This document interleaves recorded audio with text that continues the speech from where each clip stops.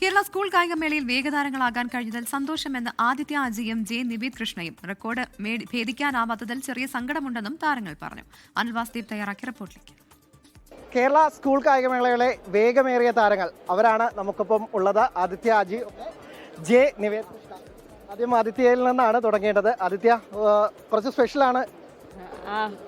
വളരെ സന്തോഷമുണ്ട്.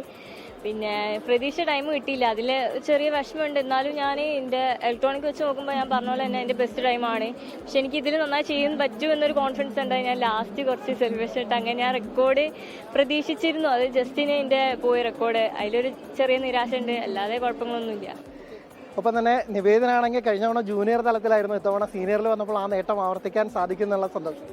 അതെ, സന്തോഷമുണ്ട്. പക്ഷേ പറഞ്ഞ പോലെ തന്നെ റെക്കോർഡ് ഇടാൻ പറ്റിയില്ല. 10:7:0 എന്ന റെക്കോർഡ് 10:7:9 ക്ലോക്ക് ചെയ്തു. ബട്ട് ഒരു 6:5 റേഞ്ചിൽ എന്തായാലും ഓടാൻ പറ്റുമായിരുന്നു ഈ ഇഞ്ചുറി ഇല്ലെങ്കിൽ. ഒരു 1 മന്ത് റെസ്റ്റ് ആയിരുന്നു.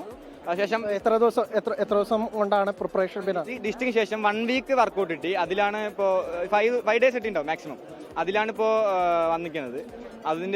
അതുകൊണ്ടാണ് റെക്കോർഡ് ഇടാൻ പറ്റാണ്ടിരുന്നത്. ഈ ഒരു കൊല്ലം കൂടെ ബാക്കിയുണ്ട്.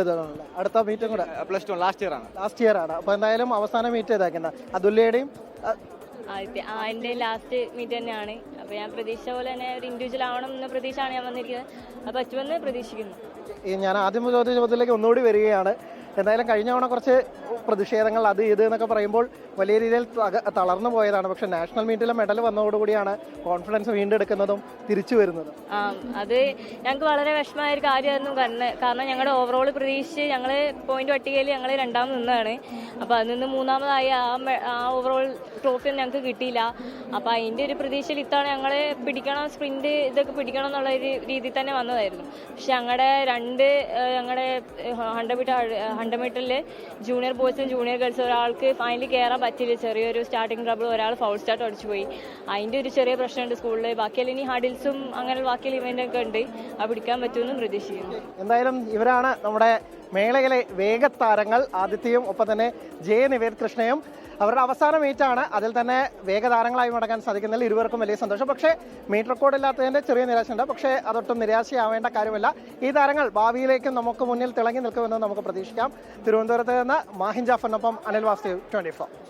ലോകത്തെവിടെയായാലും ഏത് സമയത്തും 24 വാർത്തകളും ഓഗ്മെന്റഡ് റിയാലിറ്റി പാക്കേജുകളും എക്സ്പ്ലെയിനറുകളും വിശദമായി കാണാൻ ഞങ്ങളുടെ യൂട്യൂബ് ചാനൽ നിങ്ങൾക്ക് സബ്സ്ക്രൈബ് ചെയ്യാം.